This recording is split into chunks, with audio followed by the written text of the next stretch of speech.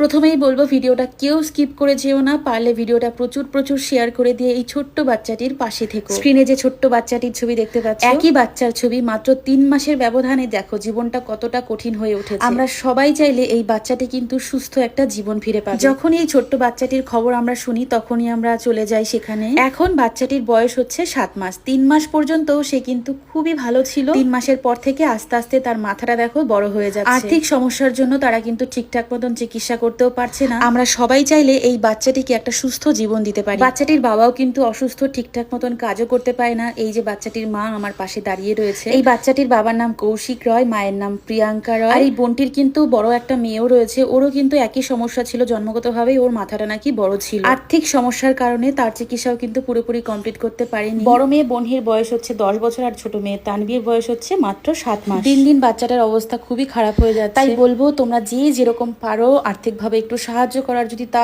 নাই পারো তাহলে ভিডিওটা এত বেশি বেশি শেয়ার করো যাতে সবার কাছে পৌঁছে যায়। তোমার ওই একটা শেয়ারের মাধ্যমে ভিডিওটা এমন একজন মানুষের কাছে হয়তো পৌঁছে যাবে, সে হয়তো আর্থিকভাবে সাহায্য করার সামর্থ্য রাখে। আমি কমেন্টেও স্ক্যানার দিয়ে দিয়েছি, ওদের বাড়ির অ্যাড্রেস দিয়ে রেখেছি। যদি কেউ মনে করো যে সামনাসামনি গিয়ে ওদের পাশে দাঁড়াবে তাও হতে পারে। আমি একজন মা, আমার কোলেও একটা ছোট্ট বাচ্চা রয়েছে। একটুখানি জ্বর হলে তাই মাথা ঠিক থাকে না, সেই জায়গায় এই 3-4 মাস হলো এই ছোট্ট বাচ্চাটার এরকম অবস্থা। সারাক্ষণ নাকি হাতের উপরেই রাখতে হয়, আর সারাক্ষণ শরীরটাকে এরকম টান টান করে থাকে, আর খুব সারাক্ষণই নাকি কান্নাকাটি করতে থাকে। ডক্টরবাবু বলেছেন যে বাইরে নিয়ে গিয়ে চিকিৎসা করালে সে সুস্থ হয়ে উঠবে। এই ছোট্ট বাচ্চাটির সুস্থতার জন্য আমরা তো এইটুকু করতেই পারি, কি বলো? আমরা চাইলে কিন্তু সব হবে। তাই সবাইকে বলবো প্লিজ সবাই একটুখানি ওদের পাশে থাকো আর ভিডিওটা প্রচুর প্রচুর শেয়ার করে দিও।